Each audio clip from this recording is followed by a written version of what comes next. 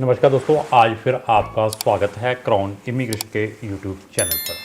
तो आज का जो हमारा विषय है वो है एफएमजी एग्ज़ाम, जिसको फॉरेन मेडिकल ग्रेजुएट एग्ज़ाम कहते हैं। उसके बारे में हमारी ये डिस्कशन रहेगी। तो इसका अभी एग्ज़ाम हुआ था आई थिंक सो 20 जन को, और 6 फेब को इसका रिज़ल्ट आया है। ये ट्वाइस इन ए ईयर होता है एग्ज़ाम। किन के लिए होता है उसके बारे में बताऊंगा। बहुत सारी पहली वीडियो में मैंने इसके बारे में डिस्कशन की हुई है। तो अभी जो नेक्स्ट आई थिंक सो ये जून में होगा, जिसको हम, क्योंकि अभी इसको रिप्लेस करके नेशनल एग्ज़िट टेस्ट का है, जिसको शॉर्ट फॉर्म में नेक्स्ट कहा जाएगा। पहले इसको आज की डेट में इसको FMG foreign medical graduate exam कहते थे। आने वाले टाइम में 2024 में जो भी कंडक्ट होगा तो इसको नेशनल एग्ज़िट टेस्ट कहेंगे, जो कि बोथ स्टूडेंट्स के लिए एप्लीकेबल है, इंडियंस के लिए भी और जो फॉरेन से भी अपनी एमबीबीएस करते हैं। तो जो बच्चे विदेशों से एमबीबीएस करके आते हैं उनको ये एग्ज़ाम 100% क्लियर करना पड़ता है, तब ही बच्चा एज ए डॉक्टर प्रैक्टिस कर पाता है इंडिया के अंदर, तभी उसको लाइसेंस मिलता है।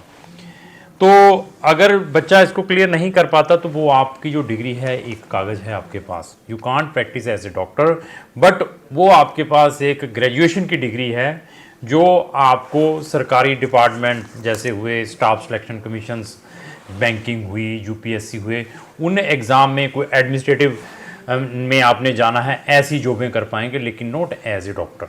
ठीक है ना, जब तक वो एग्ज़ाम क्लियर नहीं होगा।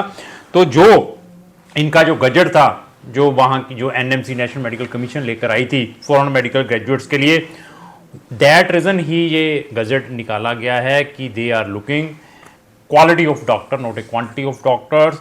बहुत सारी कंट्रीज़ हैं जहाँ की जो डिग्री है वैलिड नहीं है, मतलब वहाँ पर एडमिशन लेना बहुत ईजी है, वो डिग्रियाँ पैसे देकर भी प्रोक्योर की जाती थी। तो दैट रीज़न एनएमसी ने ऐसी ये चीज़ें पहले भी थी और ज़्यादा ये एमसीए को डिसॉल्व करके तो इसको नेशनल मेडिकल कमीशन बनाया है। तो national medical commission very strict towards foreign medical students.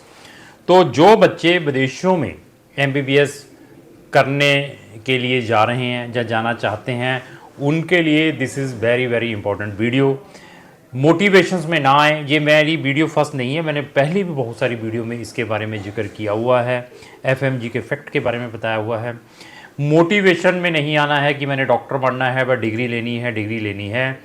Degree लेने के बाद आपने एटलीस्ट ये चेक करना है कि वेदर मेरे पास लाइसेंस है कि मैं एज ए डॉक्टर प्रैक्टिस कर पाऊँ।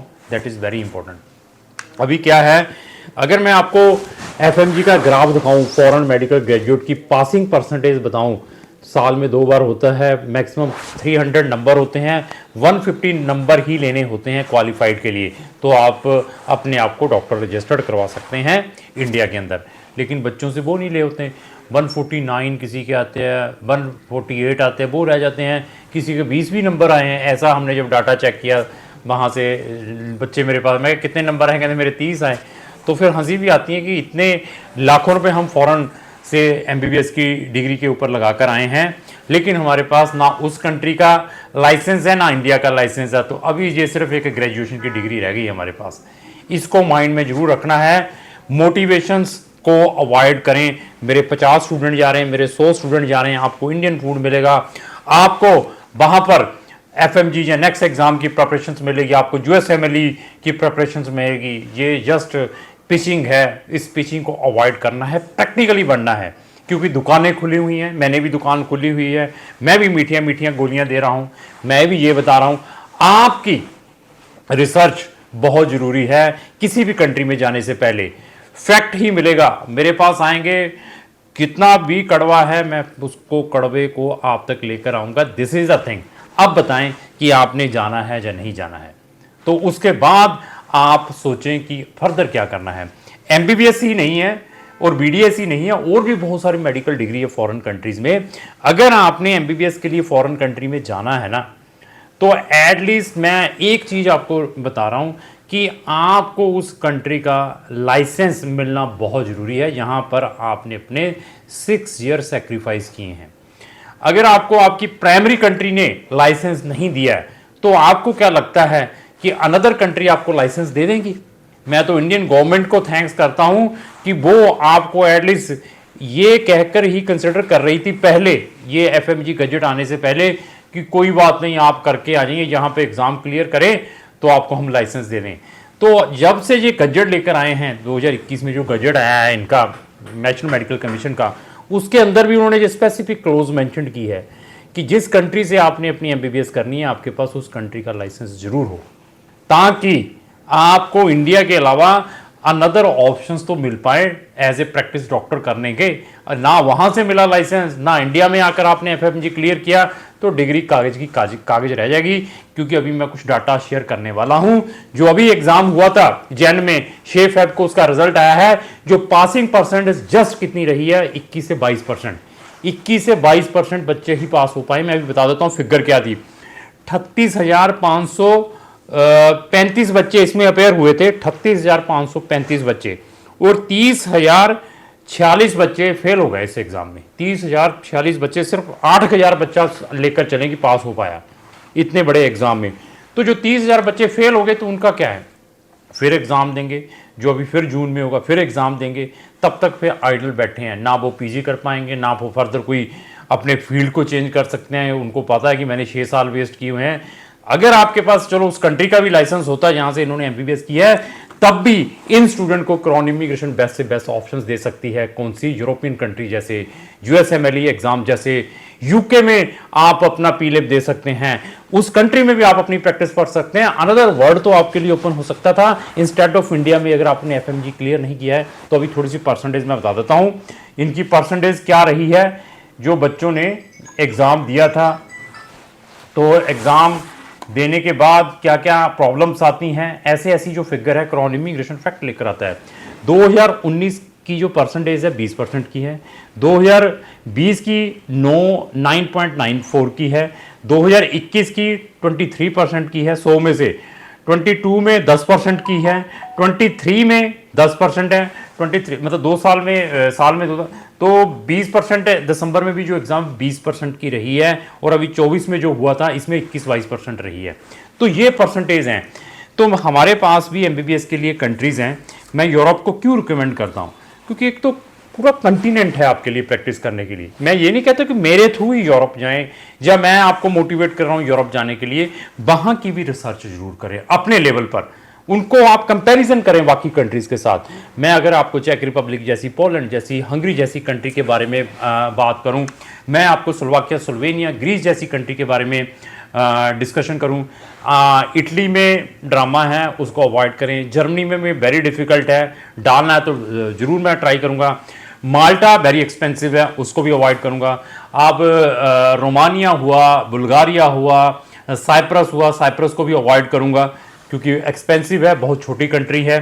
क्रोएशिया में क्या बेनिफिट है, ग्रीस जैसी कंट्री में क्या बेनिफिट है, ये जितनी भी मैंने ये आपको कंट्रीज बताई हैं, these all of the European country, मतलब शेंगन कंट्रीज ही हैं ये।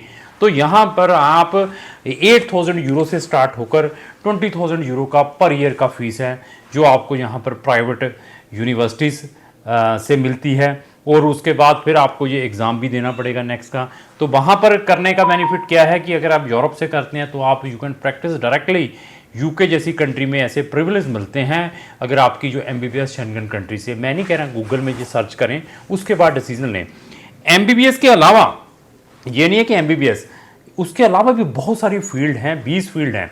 बट अगर आप इसकी और भी इंफॉर्मेशन लेना चाहते हैं तो हमारे 3 जगह पर अभी सेमिनार्स इसी टॉपिक के ऊपर है, जिसमें मैंने सब बच्चों को इन्विटेशंस दिया हुआ है। स्पेशली एफएमजी वाले स्टूडेंट इसको ज़रूर अटेंड करें, उनको हम बेस्ट से बेस्ट ऑप्शंस प्रोवाइड कर सकते हैं। अगर ना तो आपको पास उस कंट्री का लाइसेंस है, ना आपके पास इंडिया का लाइसेंस है, तो फर्दर आप क्या करें, आप 5 या 6 या 7 बार फेल हो चुके हैं ये इस एफएमजी एग्ज़ाम में, तो उनके लिए भी this is very lucrative seminar है, जो कि अभी चंडीगढ़ में है। चंडीगढ़ में 18 को है, 25 को करनाल में है, और 3 मार्च को हमारा दिल्ली के अंदर है। तो कोशिश है हमारी, करनाल दिल्ली में भी आएंगे। अगर ये किसान धरना रहा तो मे भी ये पोस्टपोन हो सकता है, दिस इज़ अवर प्रजम्पशन है। अभी इसके ऊपर फाइनल डिसीजन हमने लिए नहीं है, लेकिन चंडीगढ़ का हमारा कंटिन्यू ही रहेगा। 18 को वो फाइनल है।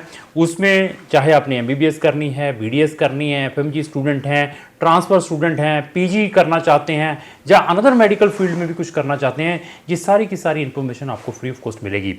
इवन हमारी नंबर ऑफ वीडियो है MBBS इन यूरोप से रिलेटेड।